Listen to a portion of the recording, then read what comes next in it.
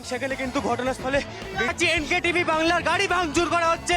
তৃণমূল কিন্তু এনকেটিভি বাংলার গাড়ি ভাঙচুর। বিতর্ক শুরু সাংসদের গাড়িতে চড়ে তৃণমূল প্রার্থীর বুথ পরিদর্শনে।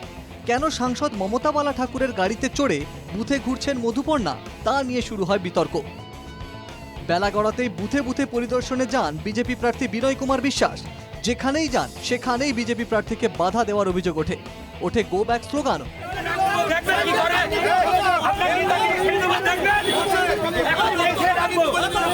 কোথাও আবার বিজেপি প্রার্থীকে ঘিরে জয় বাংলা স্লোগানও দেওয়া হয়। সকাল থেকেই একের পর এক বুথ জ্যামের অভিযোগ।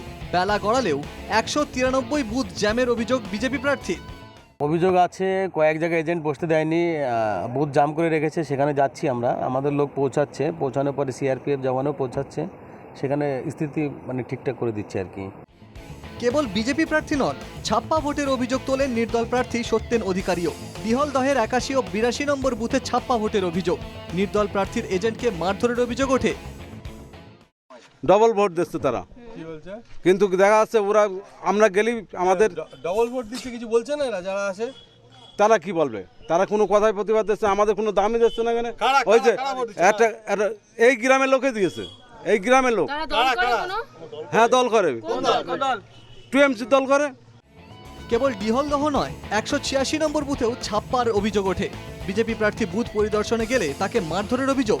এমনকি বিজেপি প্রার্থীর গাড়িতেও ভাঙচুর করা হয় বলে অভিযোগ অস্বীকার তৃণমূলের।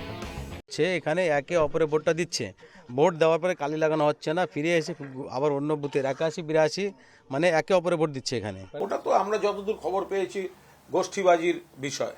আমরা বিজেপির অভ্যন্তরীণ সমস্ত যে লড়াই চলছে। এনকেটিভি বাংলা সেই খবর করতে গেলে আমাদের প্রতিনিধির উপরেও আক্রমণ হয়। হামলার ঘটনায় রিপোর্ট তলব কমিশনের।